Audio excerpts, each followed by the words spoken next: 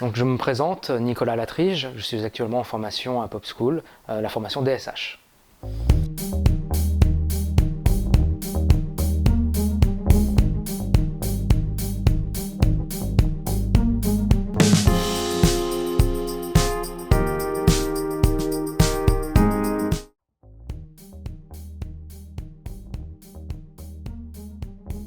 La formation est située au campus numérique, juste à côté du Prisme, dans le centre-ville d'Elancourt.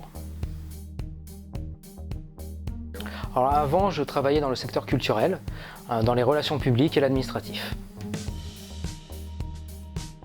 Ce qui m'a fait choisir la cybersécurité, c'est d'abord une question de passion.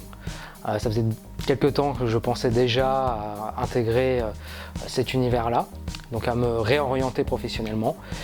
J'ai eu cette occasion en entendant parler de la formation Pop School ici à Elancourt.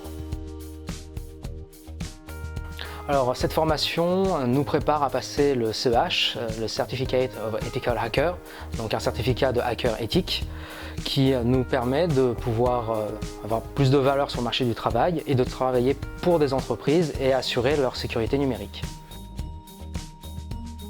Alors non, il ne faut surtout pas confondre le hacker et le pirate.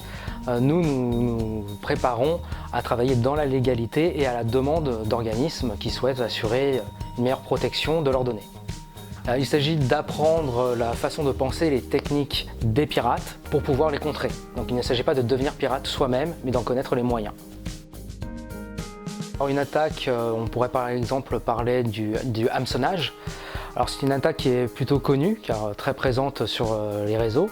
Il s'agit par exemple d'imiter une page web de façon à pousser la victime à entrer des informations personnelles comme ses mots de passe, son code Wi-Fi, voire ses numéros de carte bancaire.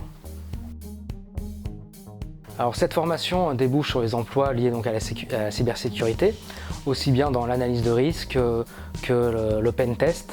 En fait, on peut aussi bien travailler également en freelance que pour une entreprise au sein d'un service informatique ou spécialement dédié à la sécurité numérique.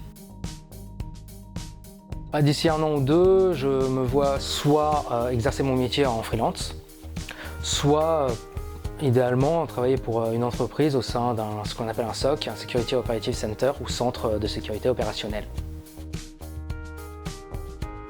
Donc pour donner envie à quelqu'un de s'orienter vers la cybersécurité, je lui dirais déjà qu'il s'agit d'un milieu qui est extrêmement vivant.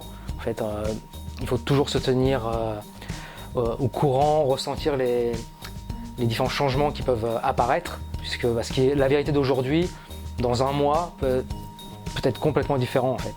Donc c'est important de pouvoir à la fois se projeter et on n'est jamais dans l'ennui. On est toujours dans la nécessité d'améliorer ses compétences, de découvrir de nouvelles choses dans la curiosité perpétuelle.